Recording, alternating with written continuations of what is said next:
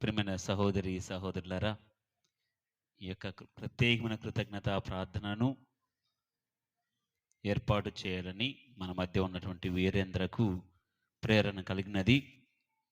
తన మాటల్లో తన సాక్ష్యాన్ని ఆలకించడానికి ప్రయత్నం చేద్దాం. దేవుడు తనకు చేసిన మేలులు, అందుకనే టైటిల్ కూడా పెట్టారు, నీ మేలులు మరువలేనయ్యా. దేవుడు చేసిన మేలులను, వారిలో ఉన్న కృతజ్ఞత భావాన్ని సాక్ష్య రూపంలో ఆలకించడానికి ప్రయత్నం చేద్దాం. దేవుని నామంలో అందరికీ వందనాలండి. మా నాన్న నన్ను ఎప్పుడు అనేవాడు ఒక మాట, అరే నువ్వు దేనికి పనికి రావురా అని. అంటే చదువు అయితే చదవలేకపోయాను. ఆ తర్వాత మా నాన్నతో పాటు నాన్ననే చదవలేను, నేను పనికి వచ్చేస్తా అని చెప్పేసి పనికెళ్ళాను. అప్పుడు నా ప్రయాణం సాగుతుంటే మ్యారేజ్ అయింది. ఆ తర్వాత చాలీ చాలని జీతాలు మా నాన్న సపరేట్ పెట్టేశాడు. అప్పుడు నా ప్రయాణం అలా కొనసాగుతుంటే సడన్గా మా నాన్న చనిపోయాడు. నాకు అప్పుడు 26 సంవత్సరాలు. ఆ పరిస్థితిలో నాకేం తోచట్లా, అసలు ఎవరిని అడగాలి, ఏం చేయాలి, నా కుటుంబం జరగట్లా. ధైర్యం అయితే ఉంది, నీకు మంచే జరిగిద్దని. అలాగే నా ప్రయాణం సాగుతుంది. నేను చిన్నగా కళ్ళం అగ్రోస్లో చేసేటప్పుడు నాకు ఒక 6,000 జీతం, నా కుటుంబాన్ని అలాగే నడిపిస్తున్నాను. ఆ తర్వాత ఆంధ్ర షుగర్స్ ఫ్యాక్టరీలో పోస్టులు పడ్డాయి, దానికి అప్లై చేశాను. అక్కడ దాదాపు 400 అప్లికేషన్స్ వచ్చినాయి. అందులో ప్రభువా ఇన్ని అప్లికేషన్లు వచ్చినాయా, అసలు నేను ఇందులో అర్హుతను నాయన అని కన్నీటి ప్రార్థన. అలాగే అందులోంచి 150 మంది వచ్చారు ఇంటర్వ్యూకి, అందులో నేను ఉన్నాను. అయ్యో అక్కడ ఉంది 2 ఉద్యోగాలు, నా సెక్షన్కి ఉంది 2 ఉద్యోగాలు. అందులో మరి ఎంతమంది చూస్తే నాకు భయం వేసింది, ప్రభువా నాకు ఈ ఉద్యోగం వచ్చిద్దా నాయనా అని. అప్పుడు కన్నీటి ప్రార్థన చేసుకున్నాను, ప్రభువా నీ చిత్తం అయితే నాకు ఈ ఉద్యోగం దయచేయి నాయనా అని. అలా ముందుకెళ్ళంలోనే స్టార్టింగ్లోనే ఇంటర్వ్యూలో నన్నే పిలిచారు, ఫస్ట్ పేరు నాదే అంతమందిలో కూడా. అట్లా నాకు ఇంటర్వ్యూ జరిగింది, అలాగే మిగతా అందరికీ జరిగింది. ఫస్ట్ సెలక్షన్ నన్నే చేశారమ్మా, ఫస్ట్ సెలక్షన్ నన్నే చేశారు. Virendra you are selected, resign చేసి అక్కడ పాత కంపెనీని వదిలేసి కొత్త కంపెనీకి రా అని చెప్పేసి అక్కడ యాజమాన్యం నాకు తెలియపరిచారు. దేవునికి స్తోత్రం చెప్పుకున్నాను. అలాగే ఇట్లా జరగటం వల్ల మంచి కృతజ్ఞతగా నేను స్తుతించాను దేవుడికి. ఆ సమయంలో నా వయసుకు మించి పనులు వచ్చినాయమ్మా నాకు. నా మేనగోళ్ళ పెళ్ళి, 27 సంవత్సరాలు నాకు. పెద్దలను అడిగితే ఏమంటారు, మరి వాళ్ళకి ఎలా సమాధానం చెప్పాలో ఇవన్నీ నాకు బాగా ఇబ్బంది పెట్టినాయి. ప్రభువా నేనైతే అందరికీ నేను సమాధానం చెప్పలేనయ్యా, నువ్వు నా యందుండి నన్ను ఈ కార్యక్రమం నడిపించు.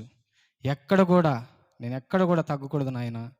తల్లి లేని పిల్ల, తల్లిదండ్రి లేరు, మరి ఆయమ్మకి ఉంటుంది నాయన, ఆ విషయంలో నేనైతే తగ్గను నాయన అని చెప్పేసి ప్రార్థన చేసుకొని, నా ముందు మీరు నడిపించండి అని చెప్పి ప్రార్థన చేసుకొని నడిపించాను. నా మేనగోళ్ళ పెళ్లి విజయవంతంగా పూర్తి చేశాను. దేవుడు నాకు అక్కడ మంచిగా ఇచ్చాడనమాట. అలాగే ఎన్నో ఆర్థిక సమస్యలు, ఎన్నో ఇబ్బందులు వచ్చినాయి. ఆ తర్వాత నాకు కొంచెం సాంఘిక నాటకాలు ఇవి అంటే పిచ్చి ఉండేవి, బాగా పిచ్చి.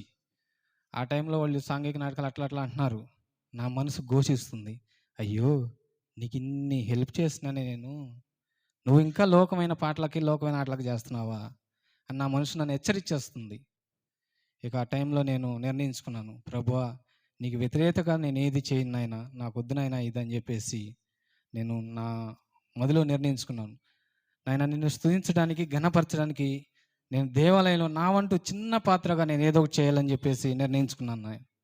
అప్పుడు సంగీతం నేర్చుకోవాలని నాకు ఒక ఆలోచన వచ్చింది. అది ఎప్పుడంటే 2020 దేవరాజు మొట్టమొదటిసారిగా సెమీ క్రిస్మస్ పెట్టారు, మొట్టమొదటిసారిగా. అప్పుడు నిర్ణయించుకున్నాను, పాప సంగీతం చేసిన తర్వాత నిర్ణయించుకున్నాను అన్నమాట. ఆ రోజు నేనొక్కడే, మగవాళ్ళు పాప సంగీతం చేసింది నేనొక్కడే. ఆ తర్వాతే నిర్ణయించుకున్నాను, ప్రభువా నేనైతే మీ నామాన్ని గణపరచడానికి ఏదో ఒక పని చేయాలి నాయన, ఒక చిన్న పాత్రగా వాడబడాలని అని నిర్ణయించుకున్నాను. ఆ తర్వాత కొన్నాళ్ళకి అలా జరిగిపోయింది. మా అమ్మకి మా ఆవిడికి చెప్పాను, అమ్మ నేను ఇలా కీబోర్డ్ నేర్చుకోవాలి, నాకు డబ్బులైతే లేవు, కొంచెం సాయం చేయాలమ్మా అంటే మా అమ్మ అదే టైం తీసుకొచ్చి 7,000 రూపాయలు నాకు డబ్బులు ఇచ్చేసింది. కీబోర్డ్ తెచ్చుకో పొమ్మా అని. అప్పుడు నేను గుంటూరు పోయి కీబోర్డ్ తెచ్చుకున్నాను. ఆ టైంలో ఎక్కడ నేర్చుకోవాలి, ఏం చేయాలో అర్థం కాక నేను తిరుగుతూ ఉంటే మా కొలీగ్ అన్నాడు, సుధాకర్ అన్న, అన్న ఒకసారి చేయి లేపన్నా. ఆ అన్న నాకు నెంబర్ ఇచ్చాడు. తమ్ముడు, నువ్వు నేర్చుకోవాలని ఆశపడుతున్నావు కాబట్టి పలానా చోట మాస్టర్ ఉన్నాడు, అక్కడికి వెళ్ళు, నీకు నేర్పిస్తారు, నేర్చుకో అని చెప్పేసి అన్న చెప్పాడు. ఆ రోజు నేను మా గురుగారిని కలిసి సాయంత్రం పూట కలిసి, అన్న నన్ను ఇట్లా నేర్చుకోవాలని చెప్పేసి ఎంతో ఆశతో వెళ్ళాను. అన్న అట్లాగే నన్ను జాయిన్ చేసుకొని నన్ను ప్రోత్సహించి ముందుకు నడిపాడు. అలాగే ఈరోజు నేను చర్చి పండుగ చేశాను అంటే ఫాదర్ గారు నన్ను ఎంతో ఎంకరేజ్ చేశారు. ఫాదర్ గారు కీబోర్డ్ అయితే మటుకి నేను పోయిన సంవత్సరం కొనుక్కున్నాను.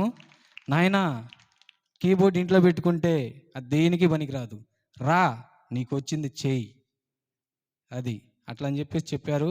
నన్ను ఎంతో ప్రోత్సహిస్తూ మా ఫాదర్ గారు ఎంతో ఉత్తేజపరిచి ఈరోజు మరి మీరు అందరూ చూశారు, మన గ్రామ పండుగ నేనే చేశాను అనమాట. అంత ప్రోత్సాహం చేశారు ఫాదర్.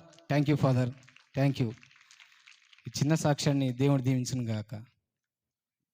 గట్టిగా మా గురుగారు దేవుణ్ణి మహిమపరచుదాం. అదే విధముగా వాళ్ళ గురువు గారు బాబు ప్రకాష్ గారు 2 మాటలు మాట్లాడతారు.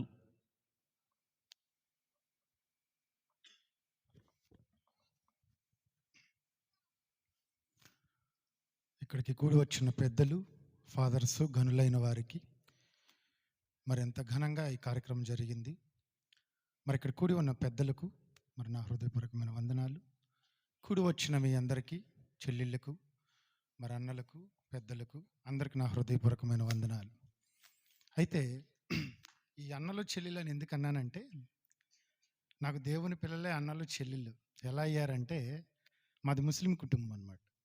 నా పేరు షేక్ బాబు సాహెబ్. గుంటూరు జిల్లా పొన్నూరు మండలంలో ఒక పల్లెటూరు మాది. మా అమ్మమ్మ గారు బాగా ఖురాన్ చదివేవాళ్ళు. అప్పుడు మా అమ్మమ్మ గారు ఫస్ట్ రక్షణ పొందారు. ఖురాన్ బాగా చదువుతూ అన్ని పనులు చేస్తూ ఉన్నప్పుడు తనకు ఒక రోగం వచ్చినప్పుడు ఎవరి దగ్గరికి రాలి అందరూ వదిలేశారు. ఆ రోగం నుంచి దేవుడు విడిపించిన దగ్గర నుంచి తన సాక్షిగా నిలబడింది. అయితే తన కొడుకు మర్డర్ చేసి జైలుకి వెళ్ళిపోయారు.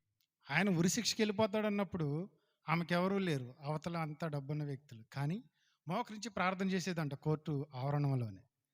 తన కొడుకు కొరకు తను ప్రార్థన చేసింది. తన కొడుకు కొన్ని దినాలకు రక్షణకు వచ్చాడు. మా అమ్మగారు అన్నమాట. తర్వాత మా అమ్మగారు పెద్ద ఆవిడ. మా అమ్మగారు రక్షణకు రాలేదు తెలుసు. ఆ తర్వాత మాది చాలా పేద కుటుంబం. మా నాన్నగారు టైలరింగ్ చేస్తారు. 8th క్లాస్ చదువుతున్నాక ఫీజు కట్టలేదని స్కూల్ నుంచి పంపించేశారు. గవర్నమెంట్ స్కూల్కి వెళ్దామంటేనే టీసీ కూడా ఇవ్వలేదు. అయితే మా నాన్నగారు చేసిన మంచి పని ఏంటంటే నాకు మ్యూజిక్ నేర్పించాలని. 1999 నాకు 12 years అప్పుడు విజయవాడ మ్యూజిక్ నేర్పించడానికి పంపించారు. అక్కడ పగల పని చేస్తూ 70 రూపీస్ వచ్చాయి. మార్నింగ్ ఈవినింగ్ మ్యూజిక్ నేర్చుకునేవాడిని. అట్లా నేర్చుకుంటూ ఒక 4 years గురుగారి దగ్గర నేర్చుకొని సినిమా పాటలకు వెళ్ళిపోయాను నేను. సినిమా పాటలకి, సినీ ఫీల్డ్కి వెళ్ళిపోయి సినిమా పాటలు వాయించుకుంటూ తిరుగుతున్న టైంలో మా మామయ్య గారి దగ్గర ఉంటూ రక్షణ పొందాడు మా మామయ్య గారు. కానీ దేవుని గురించి చెప్తుంటే నేను అసలు వచ్చేవాడిని కాదు, అసలు వెళ్ళేవాడిని కాదు. చూద్దాంలే, నేను బాగా నేర్చుకొని సినిమా పాటలు వాయించుకుంటూ జాలీగా తిరుగుదాం అన్న లెక్కన అది. అలా తిరిగి ఆనందపడదాం, ఆ చిరంజీవి పాటలు, మహేష్ బాపట్ల గట్టిగా ప్లే చేస్తూ తిరిగేవాడిని. కానీ 2005 మార్చి 5, 2005 సాయంత్రం 6:30 రక్షణ పొందారు. అంటే బాప్తిజం ఇచ్చారు. కొన్ని ఆయన ప్రార్థన, అంటే మా మామయ్య గారి ప్రార్థన. అయితే ఆ రోజు నుంచి నాకు యేసుప్రభు నమ్ముకున్న దగ్గర నుంచి ఉన్న సినీ ఆర్కెస్ట్రా వదిలేసాను, ఉన్న డబ్బులు పోయినాయి, తల్లిదండ్రులు దూరం పెట్టారు. ఎందుకంటే నువ్వు సినిమా పాటలు నేర్చుకుని మమ్మల్ని పోషిస్తావు అనుకుంటే నువ్వేంద్ర ఇట్లా చేసావు, నన్ను దూరం పెట్టారు. నాకున్న కొంతమంది స్నేహితులు కూడా దూరం అయిపోయారు. నా దగ్గర అప్పట్లో నేను ప్రోగ్రామ్ చేస్తే నాకు మనీ వస్తే అందరి దగ్గర ఉన్నారు. ప్రోగ్రామ్స్ అన్నీ మానేసేసి యేసుప్రభు నమ్ముకున్న తర్వాత జీరో అయిపోయాయి. ఫస్ట్ నాకు వచ్చిన డౌట్ ఏంటో చెప్పిన, యేసుప్రభుని నమ్ముకుంటే జీరో అయిపోయాను ఏంది నేను? యేసుప్రభుని నమ్ముకుంటే ఆస్తులు వస్తాయంటారు కదా, జీరో ఎందుకు అయిపోయానని నాకు వేల సార్లు క్వశ్చన్స్ వచ్చాయి. అప్పుడు ఇలాంటి సేవకులు చెప్పే వాక్యం ఆ రోజు నన్ను ఉత్తేజపరిచింది. ఇప్పుడు ఫాదర్ గారు ఎంత మంచి వాక్యం చెప్పారు. ఆ వాక్యం నన్ను నడిపించింది. వాక్యం నడిపించిందని పాటలు పాడుతుంటే మా మామయ్య చెప్తుంటే ఏదో అనుకునేవాడిని. కానీ ఇలాంటి ఫాదర్స్ ఎంతోమంది సేవకులు చెప్పే వాక్యం నన్ను నిలబెట్టింది. నా కులం నుంచి నన్ను విడిపించి దేవుని నమ్ముకున్నట్టుగా చేసింది. లేదంటే అంత తేలికైన విషయం కాదు. మనకున్న సమాజాన్ని వదులుకొని దేవుని దగ్గర బ్రతకడం అనేది నాకు అనుభవపూర్వకంగా, వాక్యపూర్వకంగా ఇలాంటి సేవకులు ఎంతమంది చూడటం వల్ల నేర్చుకొని వచ్చింది. అట్లా కొన్ని దినాలు శూన్యమైపోయింది, అసలు ఏమీ లేదు. నేను కూడా మర్చిపోయాను, ఇంకా సంగీతం నేను కూడా చేయలేనేమో అనుకున్న రోజులో జీరో అయిపోయినప్పుడు దేవుడు మాత్రం మర్చిపోయాలి. తల్లిదండ్రులు మర్చిపోయారు, స్నేహితులు మర్చిపోయారు, అందరూ సమాజం కూడా మర్చిపోయింది. కానీ దేవుడు గుర్తుపెట్టుకొని లోకంలో జీరో చేసి దేవునిలో వన్గా ప్రారంభించాడు. ఆ రోజు ఒక మ్యూజిక్ చాలా చోట్ల తిరిగాను, ప్లే చేస్తున్న సంఘాల్లో ఎక్కడా అవకాశం రాలేదు. కానీ ఇలా మ్యూజిక్ నేర్పించడానికి దేవుని చిత్తమయమై ఉందేమో, ఒక్కళ్ళతో స్టార్ట్ చేయడానికి, ఒక్కళ్ళకి నేర్పించడానికి వచ్చాడు దేవుడి కృప. ఆ రోజు ఒక్కళ్ళతో ప్రారంభించిన మా అగాపే మ్యూజిక్ ఇన్స్టిట్యూట్. నేను పాస్టర్ సేవకులను అడిగాను, ఎందుకు అగాపే అని పెడుతున్నారంటే, మీరు వెళుతున్నారు లోకంలోకి, కొంచెం నేర్చుకున్న తర్వాత, కొంచెం ఆశీర్వదించబడిన తర్వాత మీరు కమర్షియల్ అవ్వకుండా చిన్న సేవకులకి ఎక్కువ ప్లే చేయండి, ప్రేమించండి, మీరు ఉన్నత స్థితికి వెళతారని చెప్పి ఆయన చెప్పారు. ఆ రోజు ఆ మాట పట్టుకొని బయలుదేరిన మేము చిన్న చిన్న పాంప్లెట్లు పెట్టుకొని, నాకు ఒక ఫ్రెండ్ ఉన్నారు ఫిరోజ్ అని, ఇప్పటికే ఉన్నారు ఇక్కడే, ఒకసారి చెయ్యొత్తునన్నా ఫిరోజ్ అన్న. ఆయన ఫస్ట్ నుంచి నా కీబోర్డ్ డబ్బులు లేకపోతే డబ్బులు ఇచ్చింది అతనే. అలాగ ప్రారంభించిన కీబోర్డు ఒక 40,000 కీబోర్డు మాకు 2 నెలలు పట్టింది. ఈ 2 lakhs కీబోర్డు నేను ఒక రోజులో కొనేసుకున్నాను. అట్లా ప్రారంభించిన మా ఇన్స్టిట్యూట్ ఈరోజు 350 మంది పిల్లలు నేర్చుకుంటున్నారు, 10 మంది టీచర్స్ విజయవాడ, గుంటూరు, అన్ని చోట్ల. ఎందుకు ఇది నేను చేయడానికి కారణం అంటే, ఒక 50 మంది నేర్చుకుంటున్నప్పుడు నాకు అనిపించింది, చాలులే నాకు వచ్చే మనీ నేను తీసుకుని వెళ్ళిపోదాము, నాకున్నది చాలు అనుకున్నప్పుడు ఒక సిస్టర్ గారు నన్ను అడిగారు, గుంటూరు. ఆ సిస్టర్ గారు నన్ను పిలిచి, బ్రదర్ మీరు పాంప్లెట్లో క్రైస్తవ పాటలో సంగీతం నేర్పించడానికి బహిరంగానే పెడుతున్నారు, మన క్రైస్తవ లోకానికి కూడా దేవుని పిల్లలు అయి ఉంటే చాలా మంచిది బ్రదర్ అని నన్ను అడిగినప్పుడు నేను తప్పించుకున్నాను. ఏం చేయలేని ఇది, ఇంతమందిని పెట్టి నా వల్ల కాదు వాళ్ళని డీల్ చేయడం. సేవకులను చూస్తూ ఉంటాను, సంఘంలో వాళ్ళ విశ్వాసుల కోసం పడే ప్రయాస, వాళ్ళు ఎంతో అహర్నిశలో వాళ్ళు సేవకులు పడే ప్రయాస చూసి, అమ్మో నేను ఇంతమంది నేను డీల్ చేయలేను, నా వల్ల కాదు అనుకొని తిరిగాను. కానీ వాక్యం ద్వారా దేవుడు మళ్ళీ పట్టుకొని, నువ్వు ఇలా కాదు, నువ్వు ఇలా చేయాలి అని చెప్పి నిర్ణయించినప్పుడు అట్లా ప్రారంభించిన ఈ అగాపే మ్యూజిక్ ఇన్స్టిట్యూట్ ఇంతమంది టీచర్స్ అవ్వడానికి. అంటే విజయవాడ, గుంటూరు హోమ్ కోచింగ్స్ ఉంటాయి, రాలేని వారికి టీచరే ఇంటికి వెళ్ళి చెప్తాడు. చాలా చోట్ల బ్యానర్లు కట్టాం, క్రైస్తవ పట్లను తగలబెట్టారు, ఫోన్ చేసి నన్ను బెదిరించాడు, క్రైస్తవ పట్లను పెడతావు ఏంది, వేరే వాళ్ళకి నేర్పించవా, చేయవా అంటే నేర్పిస్తాం, సినిమా పాటలు మాత్రం నేర్పించాం అని చెప్పినప్పుడు చాలా మంది బూతులు తిట్టేవాళ్ళు. అయినను సరే దేవుడు నా పక్షం నిలబడిన దాంట్లో ఇది పెద్ద విశేషం కాదు అనుకున్న స్థితిలో నుంచి ఇట్లా మేము రాగలిగాము. అయితే మా నాన్నగారు ఒకరోజు నన్ను ఒక మాట అడిగారు, అరే నువ్వు వెళుతున్నావు కదా, నువ్వు వెళ్ళిపోతున్నావు చేసుకుంటానికి, కానీ నువ్వు వెళ్ళిన దానిలో సక్సెస్ కాకపోతే ఏంటి నీ పరిస్థితి? లేదు నాన్న నేను సక్సెస్ అవుతా. సక్సెస్ కాకపోతే ఏంటి నీ పరిస్థితి? నాకు చెప్పి బయటికి వెళ్ళు, నువ్వు పోషించాల్సిన పరిస్థితిలో మమ్మల్ని వదిలిపెట్టి తిరుగుతున్నావు, దేవుడు దేవుడు అని పిచ్చి పెట్టింది నీకు, కానీ ఏంటి పరిస్థితి అన్నప్పుడు నేను ఒకటే చెప్పాను, నాన్న నువ్వు అడుగుతున్నావు కాబట్టి చెప్తా, నేను మాత్రం సక్సెస్ కాకుండా ఉండను, కానీ నువ్వు అడుగుతున్నావు కాబట్టి చెప్తున్నా. సక్సెస్ కాలేదనుకో నీ దగ్గరికి రాను, ఎక్కడికి పోతావు, అడుక్కుంటావు అంటే అడుక్కోను. బైబిల్లో గొప్ప మాట సేవకులు చెప్పారు, దేవుని పిల్లలు అడుక్కున్నటైనను భిక్షమెత్తుటైను నేను చూడలేదని. ఆ వాక్యం చదివి నేను ఏదో ఒక సంఘానికైనా వెళతా, అక్కడికి వెళ్ళి అయ్యా నేను ఊడుస్తా, పట్టలేస్తా, పిల్లలకి నేర్పిస్తా, నాకు ఇంత భోజనం పెట్టమంటే ఎవరైనా పెడతారు, అక్కడికైనా వెళతానే కానీ నిన్నొచ్చి మాత్రం బాధ పెట్టను నాన్న అన్నాను.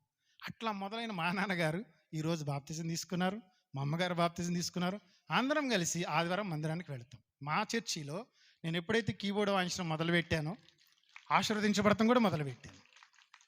అలా ఉంటున్న మా పరిస్థితుల్లో నుంచి ఒకరోజు వీరేంద్ర నా దగ్గరకు వచ్చినప్పుడు నేను వచ్చినప్పుడు కొంతమందిని అబ్జర్వేషన్ చేస్తాను. ఆ వచ్చినప్పుడు వీరేంద్ర ఏమన్నారంటే, బ్రదర్ నాకు దేవుడు అన్ని విషయాల్లో తోడున్నాడు, కానీ దేవునికి నేనేమి ఇవ్వలేకపోతున్నాన్న బాధ నా దగ్గర ఉంది బ్రదర్ అన్నాడు.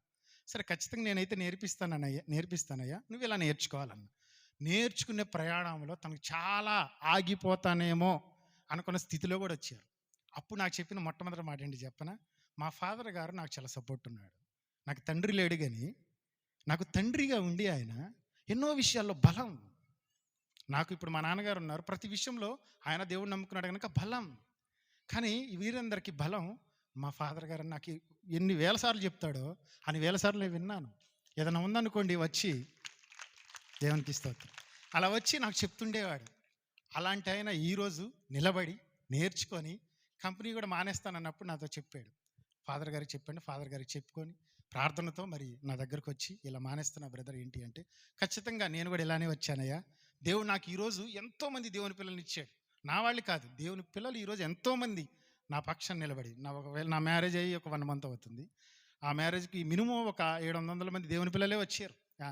నేను అక్కడ ఆ రోడ్లోనే ఎందుకు పెట్టానంటే దేవుడు ఏమి ఇచ్చాడు నాకు.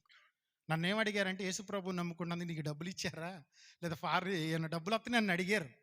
కానీ ఒకటే చెప్పాను, యేసుప్రభు నమ్ముకుంది నేను ఎందుకో తెలుసు అంటే, ఆయన నా కొరకు మరణించాడు. రెండోది, నేను ఏదైతే కోల్పోయానో తిరిగి మొత్తం ఆయన నాకు ఇచ్చాడు. అలాగా ఎన్నో విషయాల్లో వీరేంద్ర నా దగ్గర కూర్చొని ఒక తమ్ముళ్ళలాగా అలానే వచ్చాడు. ఈ రోజు కూడా నమ్మకంగా ప్రతి రూపాయి విషయంలో, ప్రతి మ్యూజిక్ విషయంలో నా పక్కన ఉంటూ, నాకు జూనియర్గా నా కింద ఉంటూ, చిన్న చిన్న పిల్లలకి టీచర్స్గా వెళుతూ, కొన్ని క్లాసులు చక్కగా చెప్పుకుంటూ, నమ్మకంగా చేస్తూ క్లాసులోనూ అభివృద్ధి చెందుతున్నాడు, మ్యూజిక్లోనూ అభివృద్ధి చెందుతున్నాడు. కాకపోతే నాకు చెప్పిన ఇంకొక విషయం ఏంటయ్యా అంటే, ఫాదర్ సపోర్ట్ ఎంత ఉందో నేనుండే ఇళ్ళ సపోర్ట్ కూడా నాకు చాలా ఉంది బ్రదర్. కొంతమంది నన్ను ఏంటి బాగా చేస్తున్నావు అంటే కదా, చక్కగా చేసుకో అని. మీ గురించి కూడా ఎంతోసార్లు నాకు చెప్తా ఉంటాడు. ఇలాంటి వ్యక్తి నాకేమో చెప్తాడంటే, మా వాళ్ళకి ఏ ఫంక్షన్ జరిగినా నేను నిలబడాలి బ్రదర్, ఏది జరిగినా నేను నిలబడి చక్కగా చేయాలి బ్రదర్, నాకు దేవుడిచ్చిన ఈ తలంతు.